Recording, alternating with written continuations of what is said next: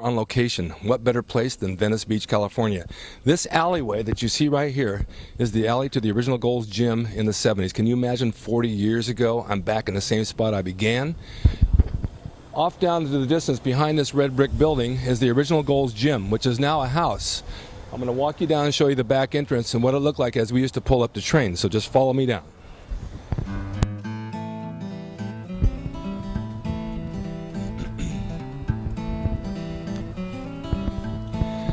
There were only 4 parking spots in the whole gym, while today's gyms probably has at least 30 to 40 spots. So you had to come early to get your spot to park. But back in the 70s, it wasn't that crowded, so it was not really limited on if you could park or not park. A lot of guys rode their bikes. Most people walked to the gym because we all lived at the beach. Where you see these doors down here, these garage doors were all open. We had 4 spots to park. Here's the address. 1006. This door was the back door to the gym. Went up a couple of steps, you came to the chin-up bar. To the left was the office. All the dumbbell racks were in there. That was the main entrance to the gym at the time. We never used the front door because the front door is on the street. There's a lot of traffic out there. This is the old gym, is now a home. No longer Gold's.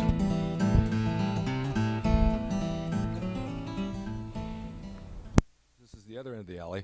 Right here, many of the guys from train, they come down here, take off their shirts, lay in the sun, get their tan without going to the beach. Because it was a grassy area, it was very relaxing, as you can see.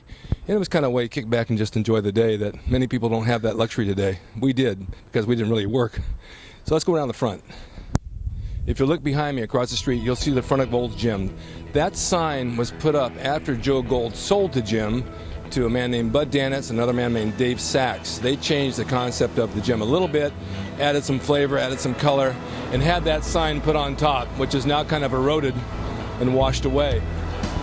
The doors you see up front that were gates were basically 2 metal doors with glass in them. They remained open most of the time to get the ocean breeze through it. And then the sides of the walls were basically windows that looked out into the street, so you could see people coming and going. This is a very busy street. Pacific Avenue goes between Santa Monica and Venice.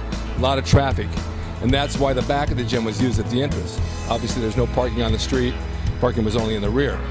After we finished our workouts, many of us would come across this street. We'd go down a little path there, I'll show you, that leads right to the beach, where we'd go and take a run on the sand, maybe lay out and get some sun. So let's go down and see what it's like today. 40 years later, I'm here again, but no hair.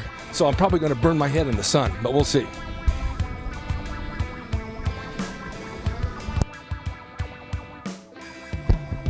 Boy, this is exciting going back in time like this because it brings back so many memories.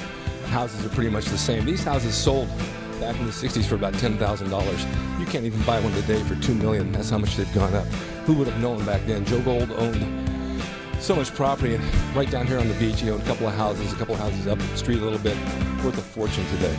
But this is 1 block from the ocean in Venice Beach. Well, here come a couple of Venice Beachites right now. Obviously not bodybuilders.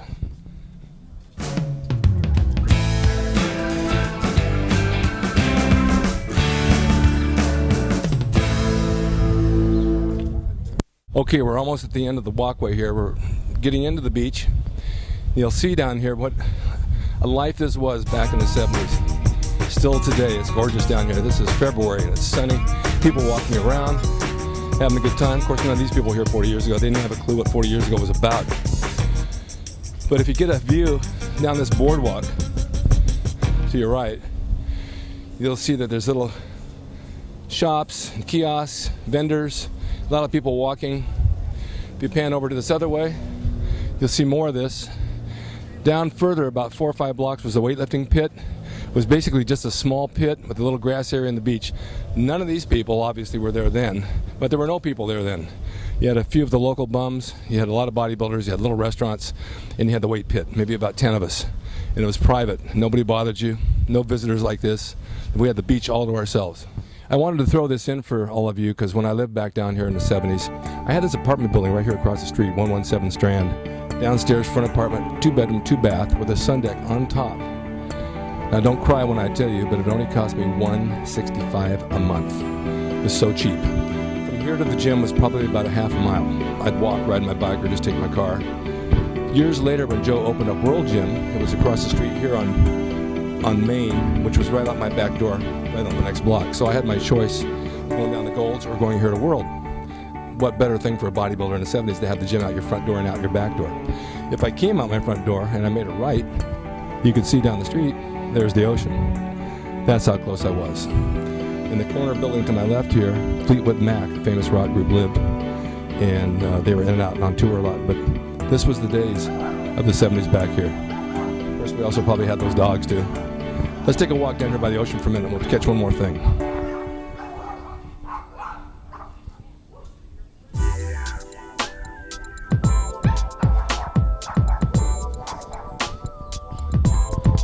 This is the back of the building. This is where we park. I came in one night and I found a guy on my carport looking at my car like he was going to steal it. I chased his ass out of there real quick. Had to do that back then. This was a half a block from my house. This is what I had to look forward to every morning and every night. Take a look at that view of that ocean. Walking distance from my house, $165 a month. Can you believe that? That's the famous Santa Monica Pier off in the background there with its roller coasters and merry-go-rounds. Always active, morning and night, big crowds. The boardwalk of the beach. Way back down here in 50s was the real Muscle Beach, where they had the weightlifting platform of like Steve Reeves, guys back then. It was quite a mecca back then.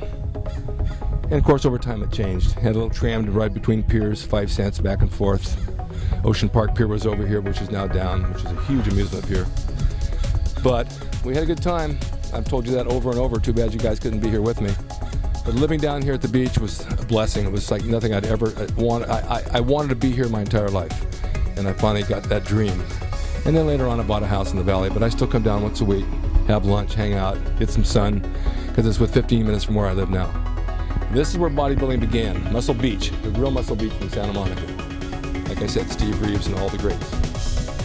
Just wanted to share with you guys a glimpse of all this and let you know what it was all about. And I hope you enjoyed this. I don't think I'm going to go home. I think I might move back down here and start training at the gym again.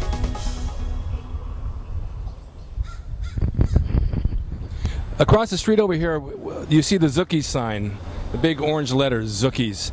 That was Zucchi's famous deli back in the 70s. It's 5th and Wilshire in Santa Monica, 5 blocks off the ocean. This is where Arnold, myself, a bunch of the guys used to come every morning before training and have our cheese omelets with cottage cheese.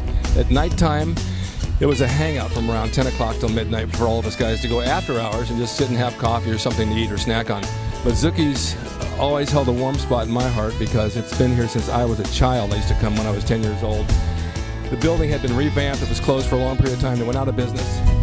It's now First Equity Bank, but it was so famous that they left the sign as a landmark. Zucchi's Delicatessen. This place was really popping way back then, and I wanted to share that with you. This is where we all hung out. As you can see, there's new bike paths down here, people riding their bikes, like I say, people walking, shopping. We didn't have that back then because there were no stores, no shops, no vendors. It's become very commercialized. It's not what it used to be. You won't even find near the amount of bodybuilders as there was back then. But I wanted to give you guys some insight to what it was like, what the feeling was. It was unbelievable. And today when I come down here, it's like the smell in the air, the smell of the ocean, the breeze, the sun, has the same feeling of the 1970s, which will never go away in my heart and never go away in my mind. And I want to thank you for joining me on location for Rick's Corner, Venice Beach, California. And stay tuned to the next segment. I'll bring you even more. Thanks for watching.